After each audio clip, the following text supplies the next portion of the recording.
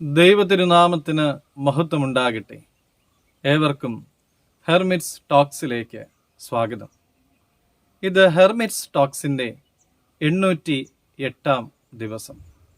ഇന്നത്തെ പ്രഭാത ചിന്തയ്ക്കായി തിരഞ്ഞെടുത്തിരിക്കുന്ന വേദഭാഗം വിശുദ്ധ മത്തായി 5-ാം അധ്യായം 37-ാമത്തെ തിരുവചനമാണ്. നിങ്ങളുടെ വാക്ക് ഉവ്വ് ഉവ്വ് എന്നും ഇല്ല ഇല്ല എന്നും ആയിരിക്കട്ടെ. ഇതിൽ അധികമായത് ദുഷ്ടനിൽ നിന്നും വരുന്നു. ഒരിക്കൽ ഒരു അധ്യാപകൻ തൻ്റെ കുട്ടികളോട് ഹോംവർക്കായി ഒരു കുറിപ്പ് എഴുതി കൊണ്ടുവരുവാനായിട്ട് ആവശ്യപ്പെട്ടു. എല്ലാവരും കുറിപ്പുമായി വന്നു. എന്നാൽ ഒരു കുട്ടി മാത്രം അത് മറന്നുപോയി.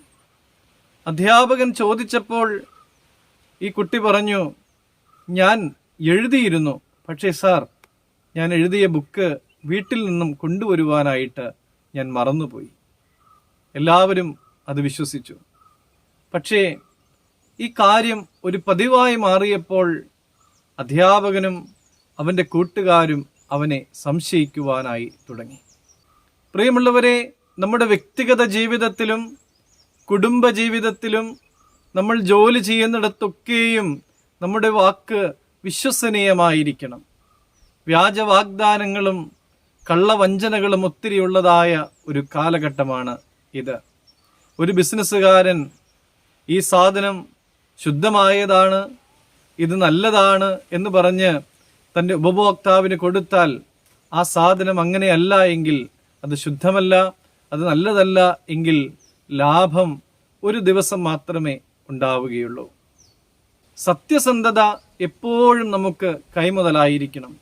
സത്യസന്ധത കൈവിട്ടപ്പോഴാണ് 30 വെള്ളിക്കാശിന് യൂദ യേശു തമ്പുരാനെ ഒറ്റിക്കൊടുത്തത്.